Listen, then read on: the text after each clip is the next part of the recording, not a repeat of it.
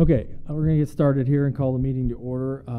Let's start real quick with a prayer. Wayne, do you mind leading us in prayer? Thank you for allowing us to join together for this time of citizen involvement. We ask that you give the board clear mind and fair decision making, and that everyone feels like they've had due process of law. In your name we pray, amen. Amen. Let's salute the flag.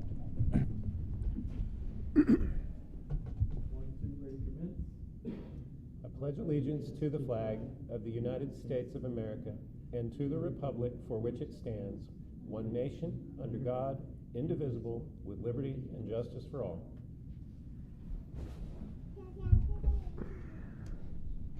Do you want to call roll?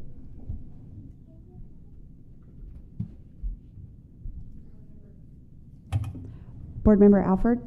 Here. Board Member Jones? Here. Board Member Allen? Here. Vice Chairman Davis? Here. Chairman Rines? Here. Okay, do we have any meeting minutes that need to be approved? Okay. All right, so we're going to jump right into our one and only item. Looks like we have public hearing, consider a possible action on BOA 2024-01, Mid-Continental Real Estate has requested a variance from the Durant Municipal Code 155.068. We have Paul here to explain that for us. Good evening, board. What we have here are three houses. They're seeking a variance. The city ordinance for R3 is a 25-foot setback from the property line. These are, Ben, do you know the exact number? We're 41 1/3. It's 15 feet over the setback. Yeah, 15 feet over the setback line. So they're about 12 feet from the property line, behind the property line. They're not intruding over the property line. So, and we're seeking a variance in order to. They are completed structures, ready to move in, and we just need they're seeking a variance to move forward with the sale of the houses. Okay, so just to recap, we have three completed homes over the line by 15 feet, and they've fully constructed. What is the? Let's just start here real quick. Timeline. A timeline. Like, what is the process? Just so everyone knows, as far as how did we get to this point of a house being built without knowing that it was over the variance? I think for this particular instance, there were so many different inspectors going out there. For example, the in-ground plumbing was done by an inspector, then the pre-pour was done by a separate inspector, and then myself done the MEPs and the final inspection. So probably a little bit of miscommunication. I know that the main frontage of the structures are actually, I think, 2 to 3 foot behind the property line. I don't know if the issue was the inspector at the time that did it didn't realize that the garages were going to protrude so far forward, because the actual frontage of the structure is behind the set property or building line. So. Okay, so just to make sure we're all on the same page, we're not elected officials and we can't change the zoning laws. We're only authorized to admit variances under very particular circumstances. And so we've got a list of 4 items, and I think maybe we could just go through each of them and see if it qualifies. Mr. House is going to come up to answer those questions. Okay. Can I speak first, because I think originally these houses are actually 25 feet from the road, so they're not right on the road. They're 25 feet. They're well off the road. There is a utility easement that was included in the property line, and so it's not part of the property. We originally were going to replat this. The city told us, we'll just replat it. We'll take care of it real quick. We'll replat this and it'll be right.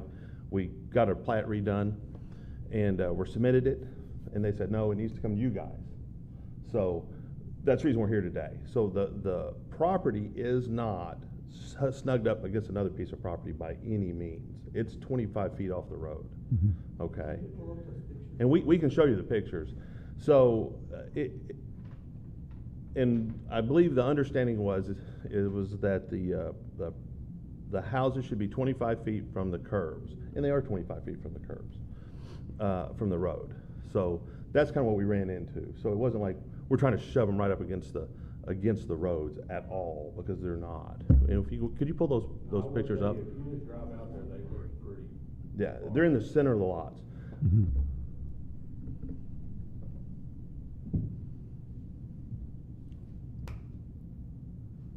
So here's a question, and I agree, eventually we got to get to the statutory questions we're supposed to answer, but if these houses have already been constructed essentially at the wrong location on the plot,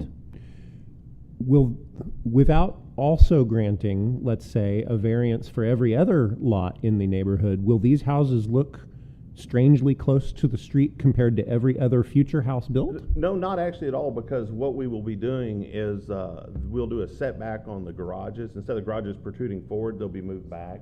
So these actually won't look bad at all. If you drive out there, it's really easy, you drive out there, these are normal driveway lengths, well away from the road. And the way this property is, it's terraced, so there's a 30-foot drop from the top to the bottom, so it actually won't be a pasture development. So there's a nice terrace, so it's gonna have some good levels to it.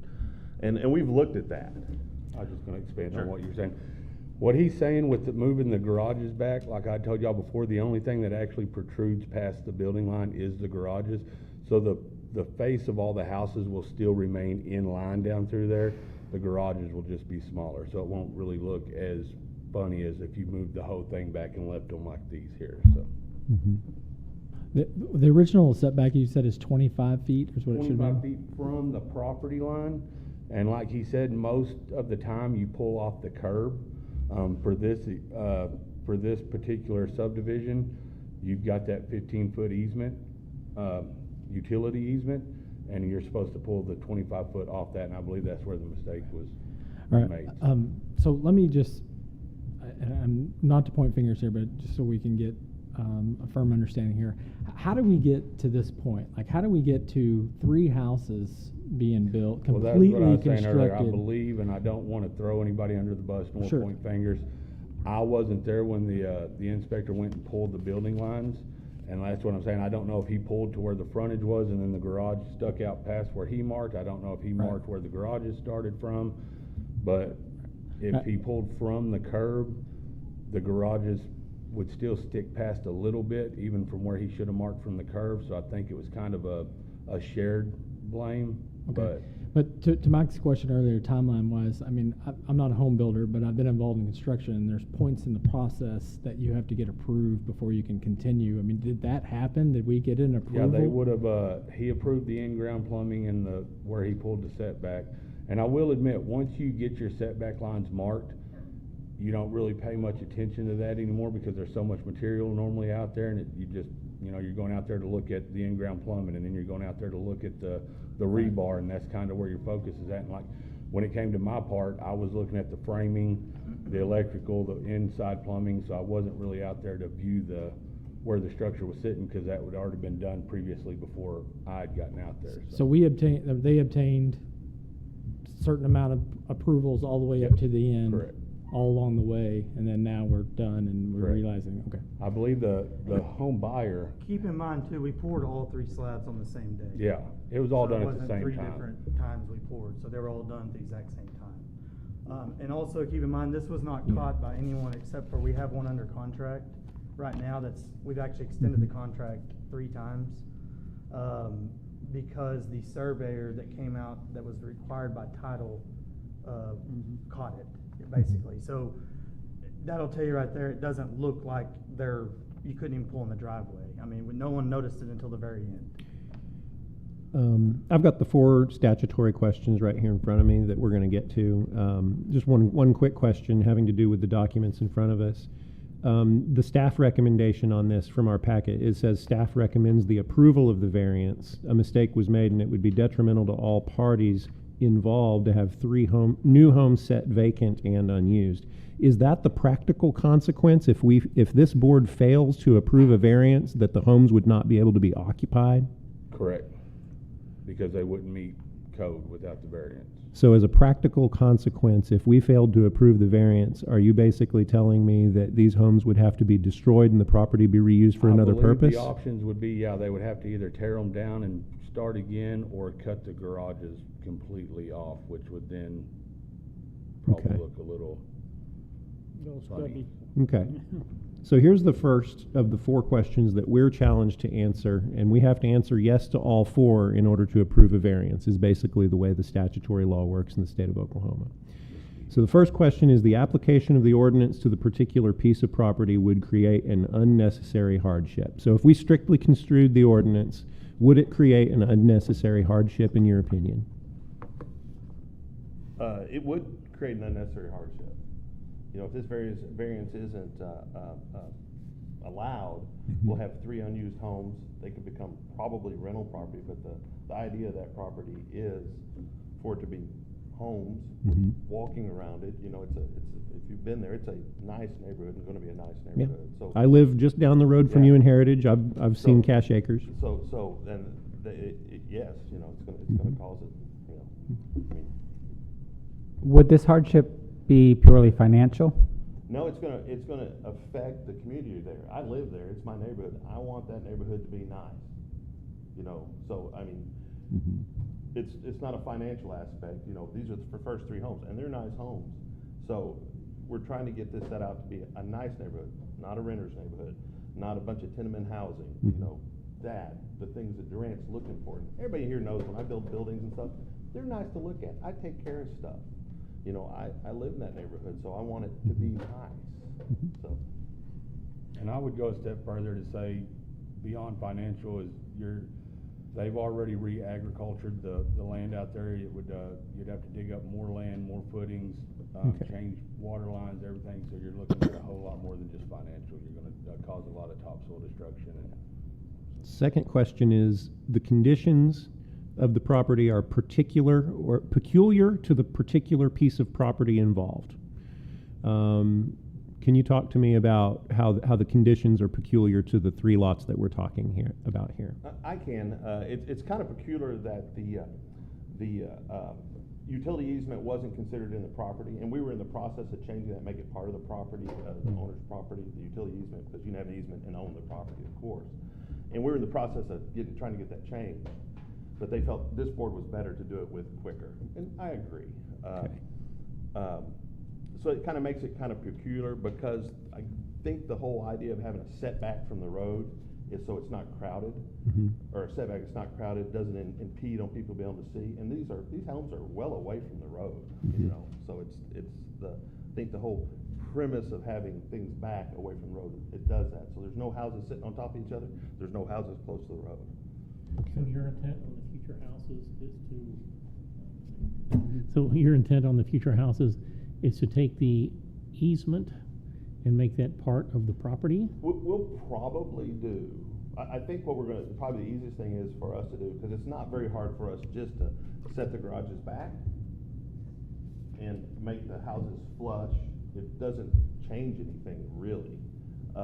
Then try to get it replatted, go through all that take months, and, you know, so it takes care of the same goal, allows houses to be built there, allows the same type of houses to be built there. And so that's what we're gonna do. We don't have any plans to replat it at this point. I might also note, I think having completed the buildings and having inspectors having signed off on it, that counts as peculiar circumstances. So for me, the second one is, Okay. yeah. Third question is a 2-parter, and so it requires holding some of it in your memory here.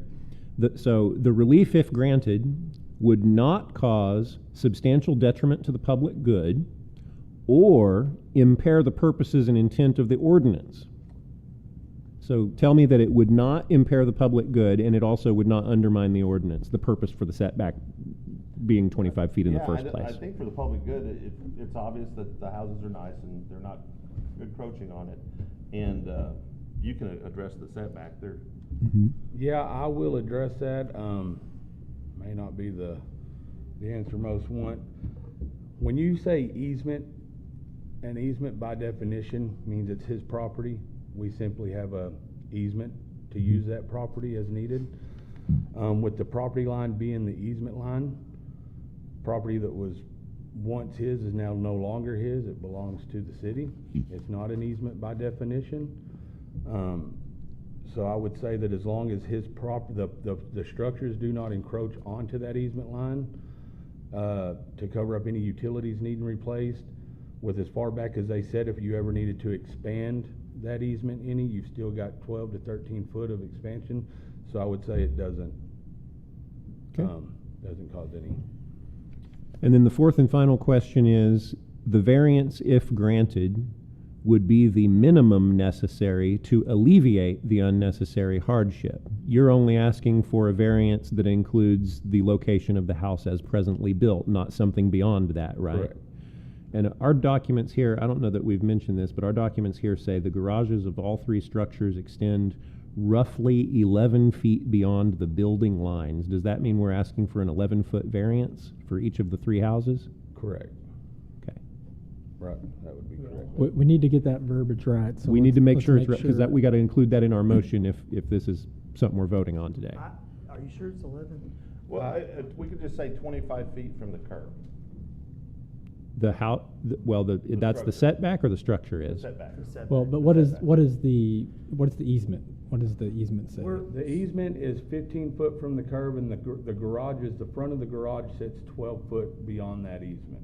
So it Okay. doesn't encroach onto that. So you're from the curb, you're looking at, the garages from the curve of the road sit They're 20. 26 and a half from the back of the curb to the front of the garage is where they're Let at me say right it this now. way, we have, the variance Yeah. is for the easement, right? So we have to word it to that. How many feet beyond if this were built correctly, how many feet beyond that are we talking precisely? If they were built on the correct property line, or the correct building line, they would set 25 foot off the easement. They currently set 12 and a half feet from the easement. So the difference between those two numbers is 13? 13. Okay, so that's our number. I believe I measured it. Okay. Okay.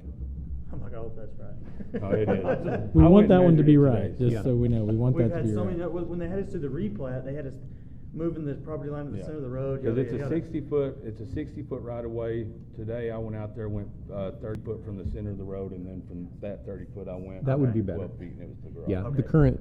I think what we'll go with the route of, just to we don't have to revisit this, is the current house, the current location. of current the house location. Yeah. is- No- that's- no that's the further vari- than. That's the variance. No further Okay. than, yeah. So, okay.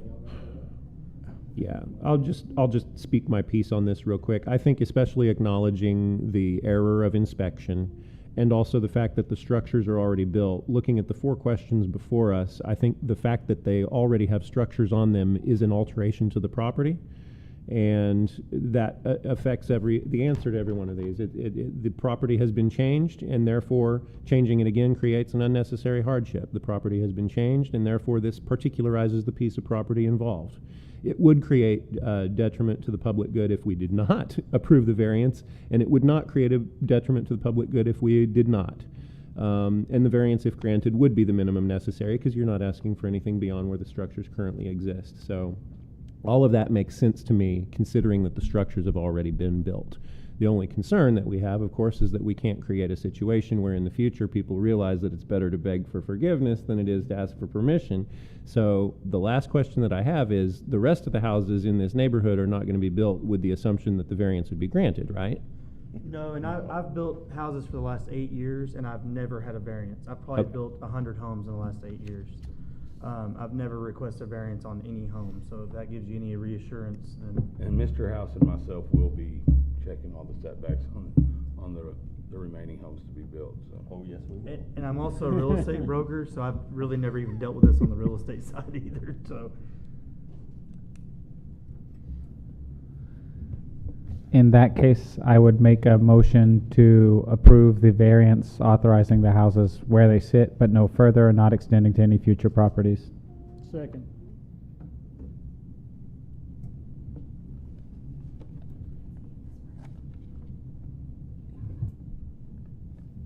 Hasn't popped up for me yet.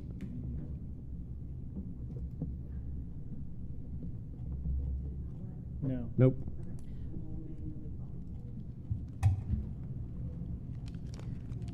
Board Member Jones, Aye. Board Member Alford, Aye. Board Member Allen, Aye. Vice Chair Davis, Aye. Chairman Rhines. Aye. You got your variance. Yeah. Great. Yeah, Thank you very just- much. yeah. Thanks for coming out on Wednesday. No problem. And before we wrap up completely, and this is not directed at you guys, but I think we need to reiterate back to whether it's Pam or the council or whatever, this is a very tricky thing that we're doing here, and I think Mhm. that we need to be careful that not just this neighborhood, that down the road, that this is outside the norm. Other people that have run this issue, we shouldn't be getting to a point where a house is built No. before it stops. And the city needs to figure out, what steps that we can take to ensure that that never happens. Because I believe that our hands are tied in this instance. So. No, it was a unique situation, and I will admit, most of the time, I'm the only one that goes and does the inspections. At this particular time, I was wearing, like now, I'm wearing a few different hats for the city, trying to help out, so I had to Yeah. be helped out too, and that's what. And that's not directed to you, Paul. I think that's just Yeah. something that needs to be said can't to, happen. to everyone. But, okay. Just, somebody wanna make- Second. Thank you all. Thank you all. Consent to. Yes, we have to adjourn, we're on adjournment. Sorry. Board Member Jones, Board Member Alford, Board Member Allen, Yes. Board Member Chairman Davis, Yes. Chairman Rhines. Yes.